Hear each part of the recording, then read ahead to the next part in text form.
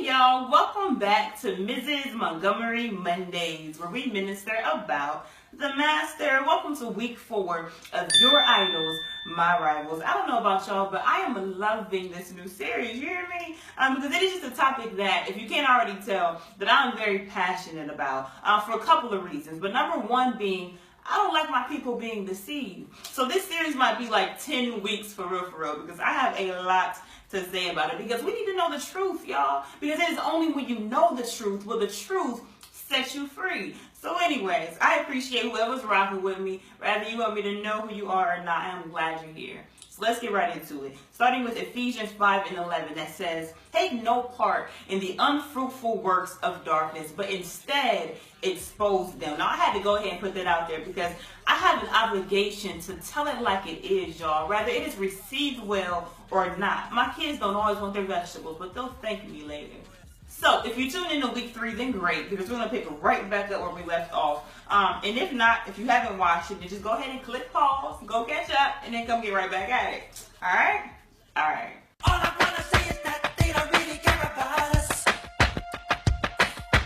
All I want to say is that they don't really care about us. This world is founded upon deception, y'all. And that's what I was getting towards in week 3 when I was talking about promoters of sin, if you will. Individuals who are strategically placed to lead you astray. Okay? And I don't know what's worse, like the fact that they exist or the fact that we place these same people on pedestals who are merely puppets that are working for the python.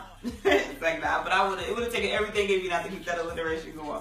But anyway, seriously, y'all, Satan has got them on the payroll. And we're paying them a little too much as well, if you ask me, with our attention. And I think that God would agree. If we go to Exodus 24:5, he says that you shall not make yourself an idol in the form of anything in heaven above or earth below. You shall not bow down to them or worship them because I, the Lord your God, am a jealous God. So when anything in your life is getting more attention than Jesus himself, and somebody better call Houston. So let's look at Matthew 4:8-9, where it says again, the devil took him, that him is referring to Jesus, to a very high mountain and showed him all of the kingdoms of the world and their glory. He gave him the features and benefits of selling his soul, y'all.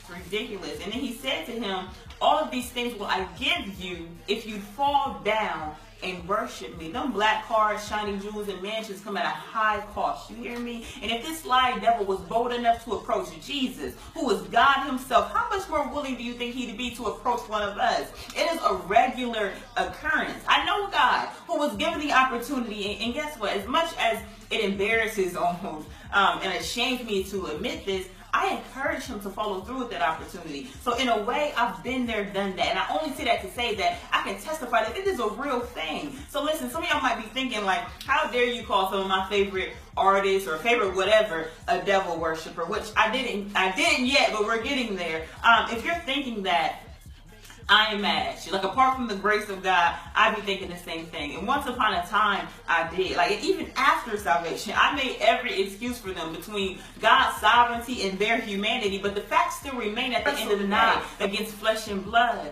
but against principalities, against powers, against the rulers of the darkness of this world, against spiritual wickedness in high places. And these people, they're not up there to play with you. Like, they are not promoting sin for fun or because they're human, so their flaws just so happen to be in the public eye. Like, no, they are on assignment, and they have a mission to drag as many of you to hell as humanly possible. And guess what? They ain't gonna stop until that mission is accomplished. But guess what else? I know another guy. His name is Jesus, who is the only one who has the power to abort that mission. But we'll talk more about that next week.